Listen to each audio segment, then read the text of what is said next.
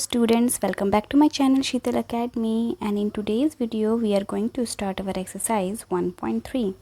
Now in this exercise we are going to revisit our irrational numbers. We have already discussed in our previous videos what are irrational numbers.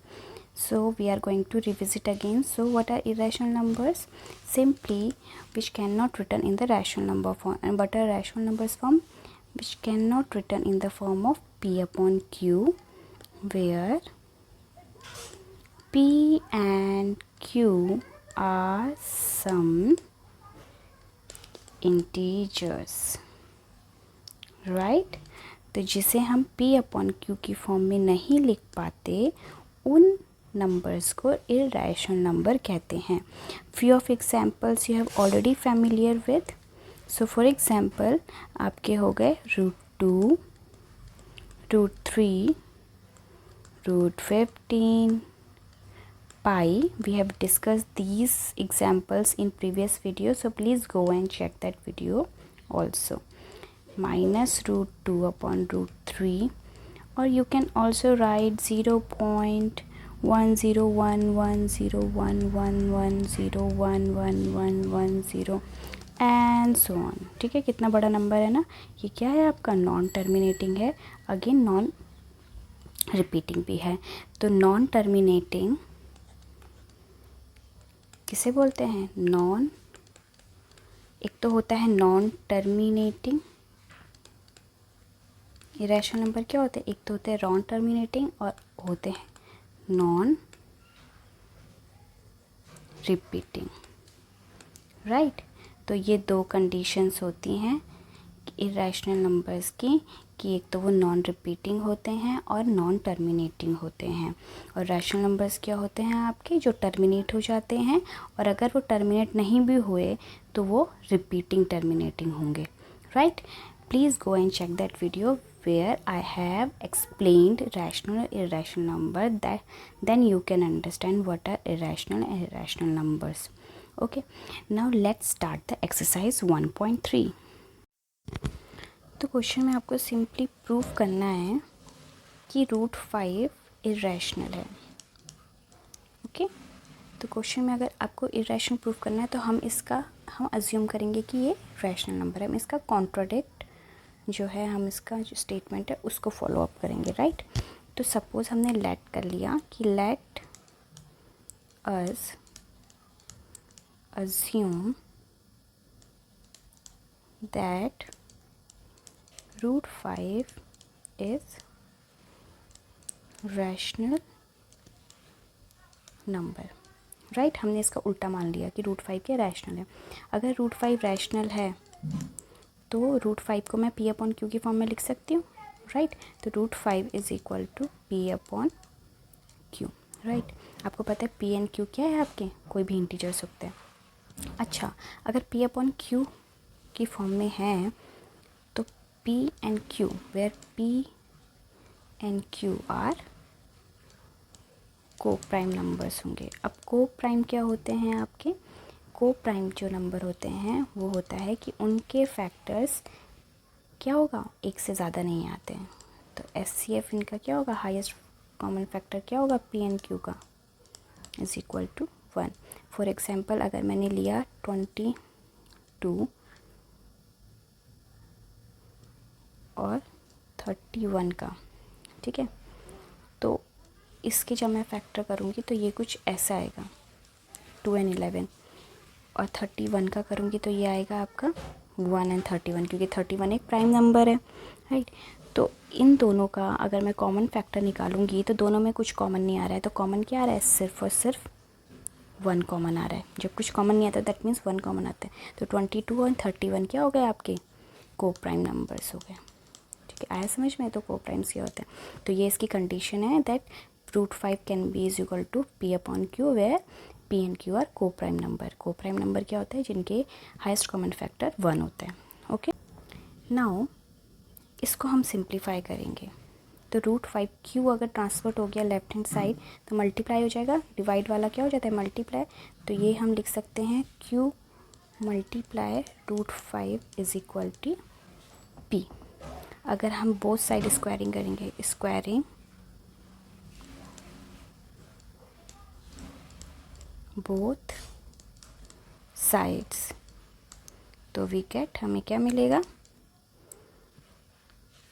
q√5 का whole square is equal to p square. It will become √5 का square कितना होता है 5 and q क्या होता है आपका q होता है, तो q का स्क्वायर इज इट इज रहेगा p square.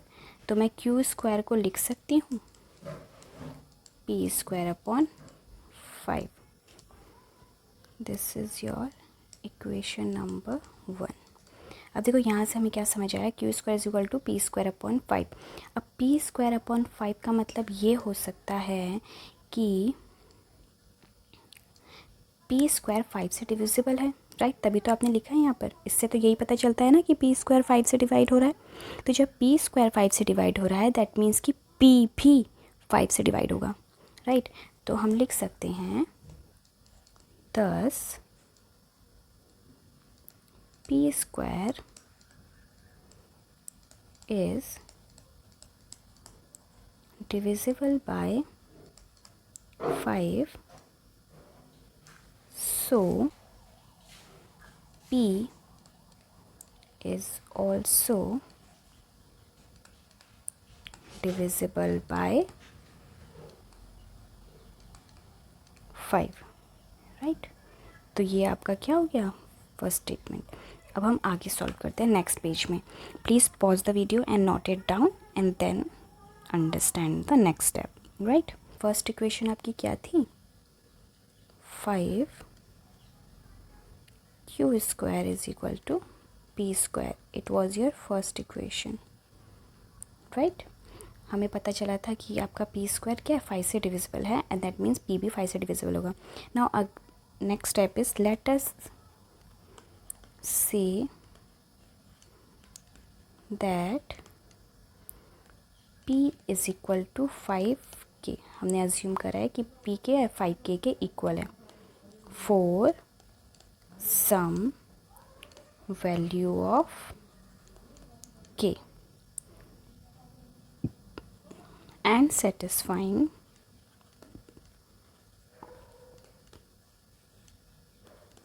the value of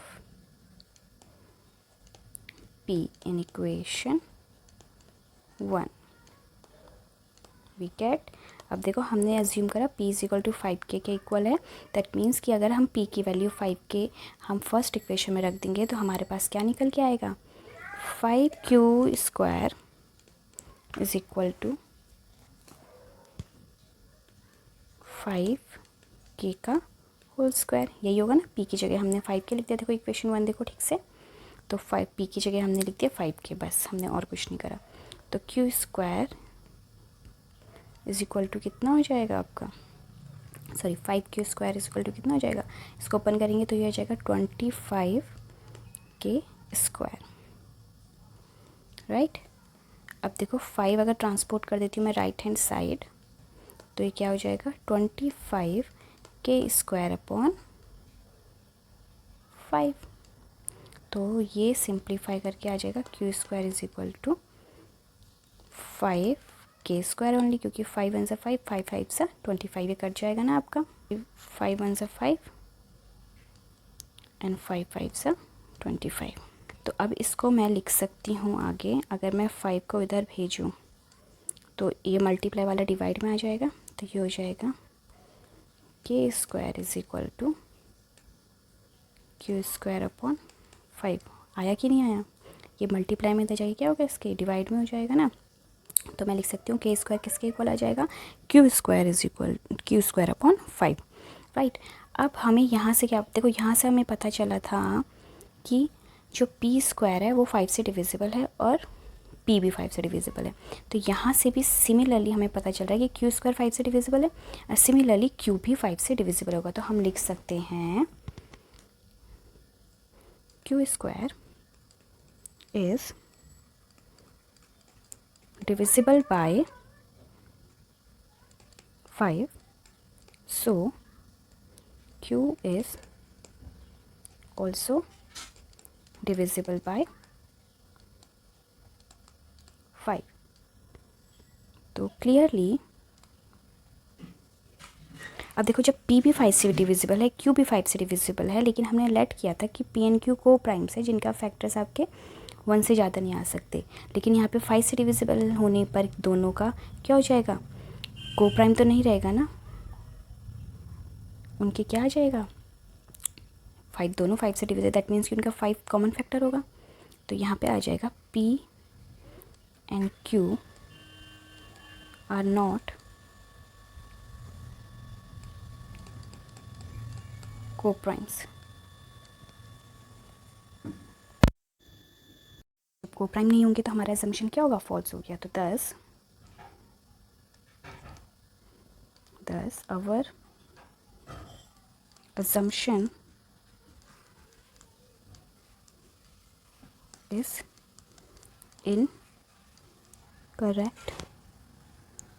incorrect, this is incorrect, okay, incorrect, hence root 5 is irrational number. Second question is 3 plus 2 root 5, आपको प्रूफ करना है कि 3 plus root 5 is irrational number। तो इसको irrational number proof करने के लिए अगेन हम अज्यूम करेंगे कि 3 plus root 2 5 is rational number। Similarly हम जैसे हमने फर्स्ट क्वेश्चन किया था सेम वैसे ही करेंगे, ओके। तो late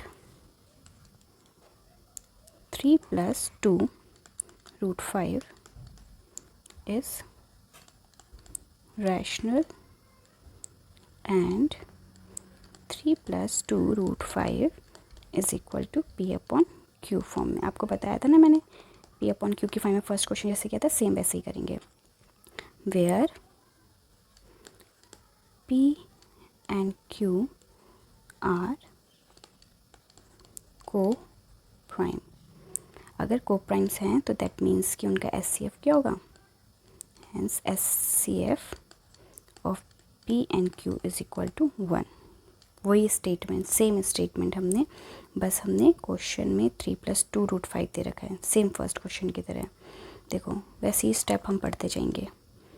3 plus 2 root 5 is equal to p upon q। अब 3 प्लस में इधर जाके ट्रांसपोर्ट होगा तो क्या हो जाएगा, 2 plus root 5 is equal to p upon q minus 3, right. हमें क्या करना है, रूट 5 को अकेला रखना है यहाँ पर, तो हम सारे के सारे नंबर्स उधर ट्रांसपोर्ट कर देंगे, ठीक है। तो 2 root 5 इज इक्वल टू, इसको अगर हम सॉल्व करते हैं तो क्या हो जाएगा, एलसीएम ले लेते हैं तो ये जाएगा p minus 3q upon q, ऐसे ही लिखेंगे ना इसको, ठीक है। तो रूट 5 क्या हो जाएगा आपका, minus p minus 3p upon, अब देखो 2 इधर मल्टीप्लाई में इधर चले गया तो ये क्या हो जाएगा 2q। अब देखो अगर ये जो है रूट 5, ये क्या है आपका, इरेशनल है कि नहीं। फर्स्ट क्वेश्चन में प्रूफ किया था आपको, मैंने स्टार्टिंग में एग्जांपल बताया था कि रूट 5 क्या इरेशनल, सबको पता है। जो ये वाला पार्ट है ये हम p अपॉन q की फॉर्म में लिख पा रहे हैं ना, इसमें डिनोमिनेटर भी है न्यूमरेटर भी है, दैट मीन्स कि ये क्या हो जाएगा, irrational number, sorry rational number हो जाएगा, होगा कि नहीं होगा। तो p दैट मीन्स कि p माइनस 3q क्या है आपका इंटीजर, एंड 2q क्या है आपका इंटीजर, दैट मीन्स कि ये जो राइट हैंड साइड वाला पार्ट है ये रैशनल होगा और लेफ्ट हैंड साइड आपको पता है कि इरेशनल है। दैट मीन्स कि आपका ये कभी भी इक्वल नहीं होगा, इरेशनल इक्वल टू रैशनल कभी देखा है आपने, कभी भी आप लिखते हो 3 इज इक्वल टू 2, नहीं ना, ऐसे नहीं हो सकता ना पॉसिबल। सिमिलरली इरेशनल रैशनल के इक्वल नहीं हो सकता, ठीक है। तो यहाँ पर मैं लिख देती हूँ, तो irrational can not be equal to rational. This implies that this contradiction has arisen due to wrong assumption. That means कि हमने जो assumption लिया था वो क्या है, false था। That means कि 3 plus root 2 5, sorry 2 root 5 is irrational, okay. अगर आपको कोई भी डाउट है तो प्लीज़ कमेंट डाउन बिलो, तो so that I can make another video for your doubts only. Okay, now next question. Now in the third question you have to prove that the following parts, okay, the following parts are irrational. तो first part है आपका third question का first part is 1/√2। आपको proof करना है कि irrational है। Same जैसे हमने फर्स्ट और सेकंड किया, सेम वही स्टेप्स हमें अगेन प्रूफ करना है। तो अगर आपको प्रूफ करना है 1/√2 इज़ इरेशनल है, तो हमें ये लेट अज्यूम करना पड़ेगा कि 1/√2 इज़ इरेशनल। तो late assume 1/√2 is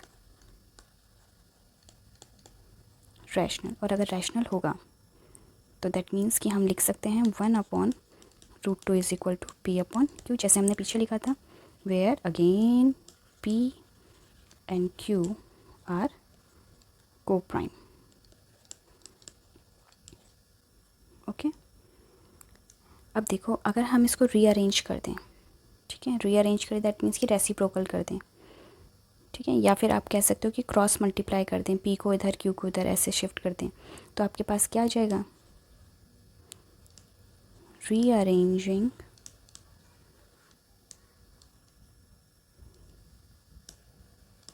we get, देखो रेसिप्रोकल ये कर दोगे तो कितना हो जाएगा, √2 और राइट हैंड साइड क्या हो जाएगा, Q/P। अब देखो √2 जो है आपका क्या है, देखो √2 आपका क्या है, इरेशनल, एंड ये आपका क्या है, क्योंकि आप P/Q की इसके फॉर्म में लिख पा रहे हो, डिनोमिनेटर न्यूमरेटर की फॉर्म में लिख पा रहे हो, दैट मीन्स कि ये क्या हो जाएगा आपका रैशनल नंबर्स। तो दैट मीन्स कि Q क्या हो गया, इंटीजर, P क्या हो गया, इंटीजर। तो आपका सेकंड क्वेश्चन की तरह फिर से कॉन्ट्राडिक्ट कर दिया कि इरेशनल रैशनल के इक्वल नहीं हो सकते हैं। ओके, दैट मीन्स कि √2 जो आपने ये अज्यूम करा है, √2 क्या है आपका, इरेशनल है। दैट मीन्स कि जो आपने अजम्पशन लिया है वो क्या है आपका, since P and Q are integers, integers क्यों है, क्योंकि रैशनल है, दस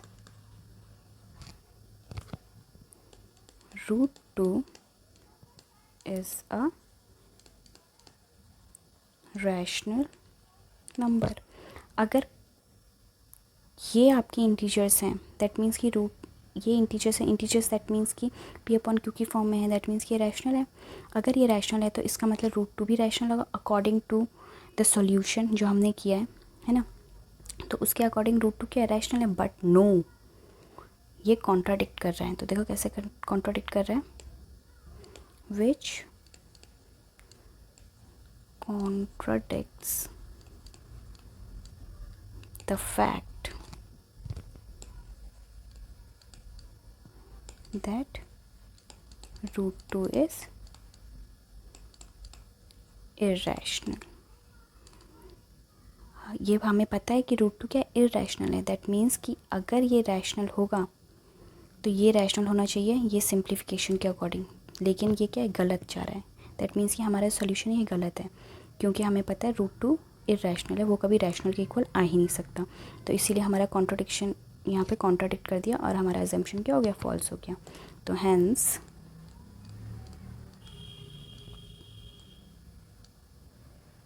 hence we can